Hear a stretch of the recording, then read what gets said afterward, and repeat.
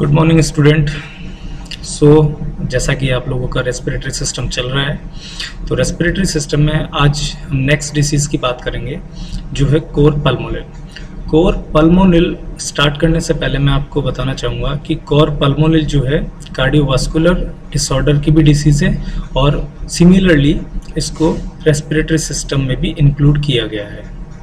Core पल्मोनल basically क्या होता है कि अगर लंग्स के स्ट्रक्चर में कहीं कोई चेंजेस आता है या फिर कहीं कोई डिसीज़ कंडीशन होती है, क्रॉनिक डिसीज़ कंडीशन, जिसकी वजह से पल्मोनरी बेड हाइपरटेंशन हो और ऐसा स्ट्रक्चरल चेंजेस हो जो राइट साइड ऑफ हार्ट को अफेक्ट करता हो। चूंकि right side of heart blood pump करता है लंग्स में, तो अगर प्रेशर इंक्रीज होगा तो शिफ्टिंग की वजह से राइट साइड का जो हार्ट है वो एनलार्ज हो जाएगा और उसे हम कोर पल्मोनल में पढ़ेंगे। So here the definition is cor pulmonale is a condition in which right ventricle of the heart enlarge with or without right side heart failure as a result of disease that affect the structure or function of lungs or its vasculature. So here means any disease which affect the structure of the lungs may result in core pulmonal, because in core pulmonal there is a enlargement of right ventricle. Right ventricle के enlargement की वजह से क्या होता है, insufficient blood जो है वो पंप कर पाता है हार्ट, और उसकी वजह से हाइपोक्सीमिया जैसी कंडीशन अराइज होती है। So it is a type of pulmonary arterial hypertension due to non cause any disease affecting the lungs and accompanied by hypoxaemia में रिजल्ट इन कोर पल्मोनल। सो जैसा कि मैंने आपको बताया हाइपोक्सीमिया, बिकॉज हाइपोक्सीमिया क्यों होगा, क्योंकि आप इस चीज़ को यहाँ पे समझें कि फर्स्ट हम शुरू करते हैं बेसिक से कि राइट वेंट्रिकल का काम होता है पल्मोनरी वेन के द्वारा, माफ कीजिए पल्मोनरी आर्टरी के द्वारा लंग्स में डीऑक्सीजनेटेड ब्लड को सप्लाई करना। अगर अब लंग्स के अंदर कोई भी structural changes, sclerosis, kyphosis, COPD एक डिसीज कंडीशन जिसके अंदर डिस्ट्रक्शन ऑफ एल्वियोलाई हो, डिस्ट्रक्शन ऑफ लंग्स टिश्यू हो, उस कंडीशन में क्या होगा, पल्मोनरी बेड जो है वो डिक्रीज होगा, और जब पल्मोनरी बेड डिक्रीज होगा तो लंग्स पल्मोनरी हाइपरटेंशन होगा, और पल्मोनरी हाइपरटेंशन होने की वजह से क्या होगा, प्रेशर बिल्डअप होगा राइट वेंट्रिकल में, और राइट वेंट्रिकल में प्रेशर बिल्डअप होने के बाद as the time passes right ventricle का साइज जो है वो धीरे धीरे इंक्रीज होता जाएगा, और इसी कंडीशन को हम कहते हैं कोर पल्मोनल। अब जब राइट वेंट्रिकल का size, right side of heart का राइट वेंट्रिकल का साइज इंक्रीज हो गया, तो उस कंडीशन में क्या होगा, राइट वेंट्रिकल इनसफिशिएंट अमाउंट में ब्लड पंप करेगा टू द लंग्स, और उस कंडीशन में जो सबसे पहला साइन एंड सिम्टम निकल के आता है वो है हाइपोक्सीमिया, बिकॉज वहाँ एक्सचेंज ऑफ गैसेस के लिए जो ब्लड है वो मिनिमाइज्ड हो रहा है और आपका पल्मोनरी बेड है वो भी मिनिमाइज्ड हो रहा है। So next is causes. So first one is chronic COPD, जहाँ अपन ने पहले डिस्कस किया है क्रॉनिक सीओपीडी। सीओपीडी के अंदर क्या होता है, बुल्ले का फॉर्मेशन होता है, ठीक है। दो डिसीज कंडीशन अपन ने बात करी थी, एम्फाइसीमा और क्रॉनिक ऑब्स्ट्रक्टिव ब्रोंकाइटिस। उस कंडीशन में क्या हो रहा है, आपका एल्वियोलाई जो है वो सेपरेट आउट हो रहा है, और एल्वियोलाई सेपरेट आउट होने की वजह से क्या हो रहा है कि आपका एक्सचेंज ऑफ गैसेस मिनिमाइज हो रहा है, और एक्सचेंज ऑफ गैसेस और पल्मोनरी बेड जो है वो आपका डिक्रीज हो रहा है। उस कंडीशन में एक कोर पल्मोनल के सबसे बड़ा कॉज है क्रॉनिक सीओपीडी। डिफॉर्मिटी इन थोरेसिक केज, चाहे वो काइफोसिस हो, स्क्लेरोसिस हो, लोडोसिस हो, ये तीनों कंडीशन जो है वो कोर पल्मोनल कॉज करती है। Massive obesity is the next cause due to unknown reason of pulmonary hypertension, है ना, हमें नहीं पता कि किस वजह से अपना पल्मोनरी हाइपरटेंशन हो रहा है, तो उस कंडीशन में भी, because pulmonary hypertension is the primary cause for cor pulmonale, है ना, प्राइमरी कॉज है। अब वो विद नॉन रीजन हो या अननोन रीजन हो डजेंट मैटर, लेकिन पल्मोनरी हाइपरटेंशन जो है वो प्राइमरी कॉज है कोर पल्मोनल के लिए। Next one pulmonary embolism, valvular dysfunction.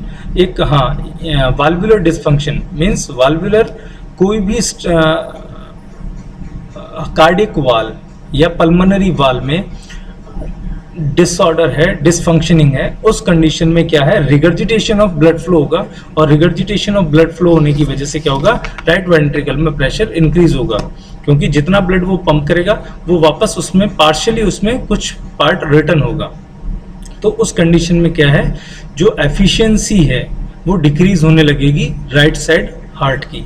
And next one cardiac myopathy जिसके अंदर कार्डियक का साइज जो है वो इंक्रीज हो जाता है। उस कंडीशन में इसमें फाइब्रस लॉस होता है या फिर वाल्वुलर डिसफंक्शनिंग, ये दोनों कॉजेज हैं, और कार्डियक मायोपैथी के अंदर जो हार्ट का साइज है वो इंक्रीज हो जाता है। तो these all are the causes for cor pulmonary. COPD pulmonary bed decrease होने की वजह से, और कहीं ना कहीं पल्मोनरी बेड और डिसफंक्शनिंग होने की वजह, स्ट्रक्चरल चेंजेस होने की वजह से आपका डिफॉर्मिटी इन थोरेसिक केस, ठीक है। Same as in massive obesity, and first primary cause है पल्मोनरी हाइपरटेंशन, तो ये भी इसका एक कॉज है। नेक्स्ट बात करते हैं pathophysiology, how the cor pulmonale is progress in human. So pulmonary disease can produce physiological change that in time affect the heart and cause the right ventricle to enlarge and eventually fail. Any condition that deprives the lungs of oxygen can cause hypoxemia and hypercapnia resulting in ventilatory insufficiency. So कोई भी pulmonary disease है, अगर उसमें सबसे पहला चीज हम क्या मानते हैं कि सबसे पहला अगर पल्मोनरी डिसीज है तो हाइपोक्सीमिया होगा और हाइपरकैपेनिया होगा, ठीक है। Hypoxemia is directly correlated with hypercapnia, ठीक है। जब ऑक्सीजन की डिमांड कम होगी तो ऑब्वियसली कार्बन डाइऑक्साइड का वैल्यू जो है वो इंक्रीज हो जाएगा, और जब ये कंडीशन आती है तो हम उसको बोलते हैं वेंटिलेटरी इनसफिशिएंसी। और ये जो कंडीशन है वो लंग्स डिसीज से डायरेक्टली कोरिलेटेड है। देखिए कैसी भी कंडीशन हो लंग्स डिसऑर्डर के अंदर, आपका एक्सचेंज ऑफ गैसेस जब अफेक्ट करता है, जब आपका एक्सचेंज ऑफ गैसेस अफेक्ट करता है उस कंडीशन पे हाइपोक्सीमिया एंड हाइपरकैपेनिया की कंडीशन अराइज होती है। और एक्सचेंज ऑफ गैसेस कब कब अफेक्ट करेगा, जब आपके एल्वियोलर डिस्ट्रक्शन होगा या फिर ऑब्स्ट्रक्शन होगा या फिर एल्वियोलाई जो है वो पार्शियली आइसोलेटेड हो जाएंगे। इन तीन कंडीशन के अंदर जो है आपका हाइपोक्सीमिया और हाइपरकैपेनिया लंग्स डिसऑर्डर के रूप में देखने को मिलता है। सेकंड चीज करते हैं अपन कार्डियक डिसीज के रिलेटेड। तो कार्डियक डिसीज के रिलेटेड हाइपोक्सीमिया और हाइपरकैपेनिया कब देखने को मिलेगा, या तो वाल्वुलर डिसफंक्शनिंग हो या फिर कार्डियक मायोपैथी हो। वाल्वुलर डिसफंक्शनिंग में ब्लड रिगर्जिटेशन की वजह से होता है, और कार्डियक मायोपैथी में insufficient pumping of blood towards the pulmonary bed, ये एक रीजन होता है। तो ये दोनों एक कंडीशन है जो देखने को मिलती है सबसे पहले।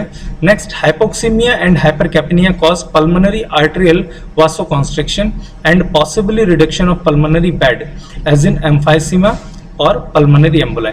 सेम वही कंडीशन है कि एम्फाइसीमा में जो आपने पढ़ा है, और पल्मोनरी एम्बोलिज्म। पल्मोनरी एम्बोलिज्म भी एक्चुअली में पल्मोनरी बेड को आइसोलेट करता है या पल्मोनरी बेड को डिक्रीज करता है, क्योंकि एम्बोलिज्म जो है ऑब्स्ट्रक्शन का काम करता है, और ऑब्स्ट्रक्शन की वजह से जो फर्दर पार्ट है वो आइसोलेट हो जाता है, तो ये पल्मोनरी बेड को इंक्रीज करता है, माफ कीजिए डिक्रीज करता है।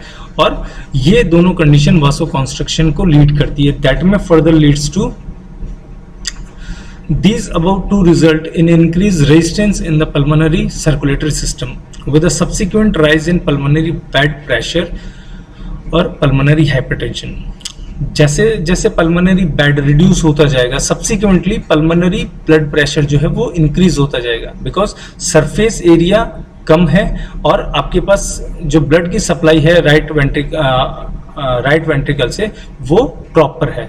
उस कंडीशन में क्या होगा, एक टेंशन बिल्डअप होगा पल्मोनरी बेड के अंदर, और उस वो टेंशन की वजह से पल्मोनरी हाइपरटेंशन कॉज करेगा। दिस में further leads to right ventricle hypertrophy में result followed by right ventricle failure. और उसी की वजह से अभी देखिए, अभी प्रेशर कहाँ बिल्डअप हुआ है, अभी बिल्डअप हुआ है प्रेशर पल्मोनरी बेड में। ये पल्मोनरी बेड का जो प्रेशर है वो शिफ्ट होगा डाउनवर्ड शिफ्टिंग की वजह से, कहाँ पहुंचेगा, राइट वेंट्रिकल में। और जब राइट वेंट्रिकल पे प्रोलॉन्ग टाइम तक अगर प्रेशर बिल्डअप होता है तो उस कंडीशन के अंदर जो कार्डियक सेल्स हैं वो वीक होते हैं, और उसके बाद राइट वेंट्रिकल जो है वो एक्सपैंड आउट हो जाता है और उसमें हाइपरट्रॉफी हो जाती है। So this is the condition in which manner the core pulmonal occur. So basic चीजें क्या है कि एक पल्मोनरी बेड का डिक्रीज होना, पल्मोनरी बेड के डिक्रीज होने की वजह से आपका पल्मोनरी ब्लड प्रेशर है वो इंक्रीज होगा। और पल्मोनरी बेड कब कब डिक्रीज होगा, जब जब एल्वियोलाई डिस्ट्रैक्ट होंगे या फिर एल्वियोलाई ऑब्स्ट्रक्ट और या आइसोलेट होंगे, तो उस कंडीशन में आपका पल्मोनरी बेड जो है वो डिक्रीज होगा। और पल्मोनरी बेड जैसे ही डिक्रीज होता है पल्मोनरी ब्लड प्रेशर इंक्रीज होता है, और पल्मोनरी ब्लड प्रेशर इंक्रीज होने के बाद ग्रेजुअली डाउनवर्ड प्रेशर शिफ्टिंग की वजह से आपके राइट वेंट्रिकल पर प्रेशर बिल्डअप होता है। उस कंडीशन में कोर पल्मोनल या राइट वेंट्रिकल हार्ट या राइट साइड हार्ट फेलियर कहलाता है। So in short, core pulmonal result from pulmonary hypertension which cause the right side of heart to enlarge because of increased work required to pump blood against high resistance through the pulmonary vascular system. ठीक है, एक तो pressure buildup होकर pressure shift हुआ, एक उसी pressure के against में आपको प्रेशर को पंप आउट करना है। तो ये एक सेकंड टिपिकल कंडीशन आती है राइट वेंट्रिकल के लिए कि एक तो प्रेशर बिल्डअप हुआ और वहां पे प्रेशर शिफ्ट हो रहा है। ठीक है, सेकंड कि उसी की प्रेशर के अगेंस्ट आपको पंप आउट भी करना है वो ब्लड। तो ये दोनों चीज करके दोनों चीज साथ में जब होती है ना, तो उस कंडीशन में राइट वेंट्रिकल का वर्कलोड इंक्रीज हो जाता है और कुछ टाइम के बाद उसमें हाइपरट्रॉफी हो जाती है। So the clinical presentation for cor pulmonale is basically it is related to underlying lungs disease such as COPD। जैसे COPD में आपने पढ़ा था कि pulmonary hypertension. So first cause symptoms यही है, pulmonary hypertension with right ventricle failure the patient में develop. और उसकी वजह से क्या है राइट वेंट्रिकल फेलियर। देखिए दो चीजें तो कंफर्म होगी कि एक आपका कोर पल्मोनल में जो फर्स्ट साइन है, ठीक है, शुरू से अगर अपन देखते हैं तो हाइपोक्सीमिया, हाइपरकैपेनिया। सेकेंड प्राइमरी कॉज जो नेक्स्ट कॉज था इसका वो था increase blood pressure, pulmonary blood pressure. ठीक है, और उसके बाद पल्मोनरी ब्लड प्रेशर के बाद राइट वेंट्रिकल फेलियर। अब राइट वेंट्रिकल फेलियर की वजह से बहुत सारे साइन एंड सिम्टम्स रिलेटेड हैं। ठीक है, अब राइट साइड फेलियर की वजह से pitting oedema, oedema over the feet and legs. ठीक है, राइट साइड हार्ट फेलियर का क्लासिकल साइन है डिस्टेंस जुगुलर वेन। ठीक है, नेक्स्ट है distance jugular vein, then enlarge और पाल्पेबल लीवर, प्लूरल इफ्यूजन। ठीक है, तो pleural effusion accumulation of pleural fluid in the pleural cavity. ठीक है, तो जैसे जैसे डिसीज कंडीशन प्रोग्रेस करेगी तो sign and symptoms, basically the main goal और मेन थिंग इज दैट एक रेस्पिरेटरी सिस्टम से रिलेटेड आपको साइन एंड सिम्टम देखने को मिलेंगे, सेकंड मिलेंगे आपको राइट वेंट्रिकल हार्ट फेलियर की वजह से। तो distance jugular vein classical sign है राइट साइड हार्ट फेलियर का, और उसी से रिलेटेड साइन है पाल्पेबल लीवर, क्योंकि जो प्रेशर बिल्डअप होगा वो कहाँ होगा, जर्नल सर्कुलेशन में, और बिफोर द माफ कीजिए जर्नल सर्कुलेशन में प्रेशर जो है वो बिल्डअप होगा। अब बिल्डअप होते होते सेकंड आता है पाल्पेबल लीवर और उसके बाद pleural effusion, ascites, heart murmur, headache, confusion, hypercapnia. अब जो साइन एंड सिम्टम है वो है रेस्पिरेटरी से related shortness of breathe, coughing and fatigue. देखिए असाइटिस क्या होता है, असाइटिस एक ऐसी कंडीशन होती है जिसके अंदर आपके स्टमक और आपका जो पेरिटोनियल कैविटी है उसमें अकोमुलेशन ऑफ फ्लूइड हो जाता है। ठीक है, और ये आपको राइट साइड हार्ट फेलियर के साथ कॉमन कंडीशन है, और इसको ट्रीट आउट करने के लिए आपको पेरिटोनियल डायलिसिस करना पड़ता है। Heart murmur due to right side heart failure, headache and confusion is occurred due to increase pressure in the terminal arteries of the skull. Hypercapnia क्योंकि हाइपोक्सीमिया हो रहा है तो अल्टरनेटली सेकेंड हैंड पे हाइपरकैपेनिया होगा, क्योंकि उसमें कार्बन डाइऑक्साइड की जो वैल्यू है सैचुरेशन ऑफ CO2 ब्लड के अंदर वो इंक्रीज हो जाएगा, दैट में ultimately leads to shortness of breath and coughing. Next about the diagnosis, कौन कौन से ऐसे टूल्स, डायग्नोस्टिक टूल्स हैं जिसकी हेल्प से अपन कोर पल्मोनल को डायग्नोस कर सकते हैं। तो first one, history collection. History collection में एक मेजर पार्ट है कि आपको हिस्ट्री कलेक्शन करना है रिगार्डिंग प्रीवियस और chronic illness of respiratory disease. जो पुरानी डिसीज हैं, स्पेशली सीओपीडी, ठीक है, एम्फाइमा, एम्फाइसीमा, अस्थमा, ठीक है, इन सारी कंडीशन के लिए आपको जितनी भी क्रॉनिक रेस्पिरेटरी डिसीज है उनके बारे में आपको पेशेंट की हिस्ट्री लेना है। Then history collection regarding smoking and drug abuse, ठीक है। फिजिकल एग्जामिनेशन में आप सबसे पहले मॉनिटर करेंगे राइट साइड हार्ट फेलियर के साइन एंड सिम्टम्स को। Right side heart failure sign and symptoms को आप फिजिकल एग्जामिनेशन में आप मॉनिटर करेंगे, जैसे increase pressure in jugular vein, palpable liver, ठीक है, असाइटिस। सेकंड, आप ऑस्कल्टेशन की हेल्प से एग्जामिन करेंगे crackle sound and whispered sound in the chest और lungs. Chest X-ray is the next diagnostic tool. ECG will give a little bit more confirmation regarding right side heart failure, and echocardiogram is the confirmative device to diagnose core pulmonale, because इसमें एक picture आपके सामने नजर आती है जिसमें core पल्मोनल का माफ कीजिए इकोकार्डियोग्राम के अंदर आपको हार्ट चैम्बर का विजुअलाइजेशन होता है और उसमें इजीली देखा जा सकता है कि कौन सा चैम्बर जो है कितना इंक्रीज हुआ है। And last one is ABG analysis, जो इसके प्राइमरी सिम्टम्स को डायग्नोस करने के लिए होता है। आर्टेरियल ब्लड गैस एनालिसिस, जिसमें अपन हाइपोक्सीमिया और हाइपरकैप्निया को मॉनिटर करते हैं। Next one is the management. So continue 24-hour oxygen therapy in patient with severe hypoxemia. So सबसे पहला साइन जो है हाइपरकैप्निया या हाइपोक्सीमिया, दोनों आप कह दीजिए। तो हाइपोक्सीमिया को ट्रीट करने के लिए फोर्सफुली और प्रोलॉन्ग ऑक्सीजन एडमिनिस्ट्रेशन जो है पेशेंट में मस्ट है। सेकंड है chest physiotherapy and bronchial hygiene, ठीक है, जितने भी एक्सेसिव सिक्रेशन है उनको क्लियर आउट करना है। चेस्ट फिजियोथेरेपी करनी है, पेशेंट की tapping of the chest, rubbing of the back of the patient, ठीक है, ये सारी चीजें आपने को करनी है, क्योंकि to drain out the accumulated secretion, ठीक है, जितना भी सिक्रेशन बना है उसको ड्रेन आउट कर लें और पेशेंट जो है इजीली ब्रीद आउट करें। Next one, administration of bronchodilator further improve ventilation, और इंप्रूव करने के लिए पेशेंट को ब्रोंको डायलेटर दिए जाते हैं। Next one is bed rest, and last one is sodium restricted food, because sodium restricted food is necessary to manage the right ventricle heart failure. Next one, diuretic therapy. So diuretic frusemide, ठीक है, that is lower pulmonary arterial pressure through a decrease in total blood volume, ठीक है। Frusemide loop diuretic आप patient को दे सकते हैं, क्योंकि इसमें हमारा मेन गोल ये होता है कि पल्मोनरी बेड का प्रेशर को हमें रिड्यूस करना है। डिजिटलीज दे सकते हैं, एग्जांपल डिगॉक्सिन, डिसरिथमिया को ट्रीट करने के लिए।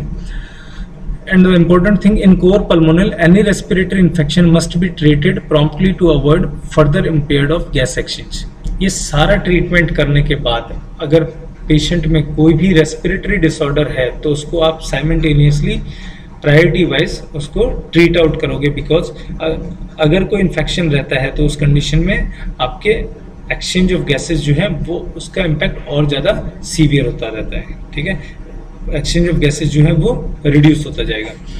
तो बेसिकली दो तरह के ट्रीटमेंट हम फोकस करते हैं इसमें, एक राइट वेंट्रिकल हार्ट फेलियर को ट्रीट करने के लिए, और सेकंड एक्सचेंज ऑफ गैसेस को इंप्रूव करने के लिए, या आप कह सकते हो रेस्पिरेटरी सिम्टम्स को रिड्यूस करने के लिए। तो रेस्पिरेटरी में oxygen administration, rest, chest physiotherapy and deep coughing, deep breathing exercise, ठीक है। डायूरेटिक थेरेपी हम दे रहे हैं पेशेंट के पल्मोनरी आर्टेरियल प्रेशर को रिड्यूस करने के लिए। डिगॉक्सिन, ये जो ट्रीटमेंट है ये डिसरिथमिया को ट्रीट करने के लिए पेशेंट को दिया जाता है, और इससे रिलेटेड बाकी जो भी ट्रीटमेंट है वो राइट वेंट्रिकल फेलियर को रिड्यूस करने के लिए दिए जाएंगे।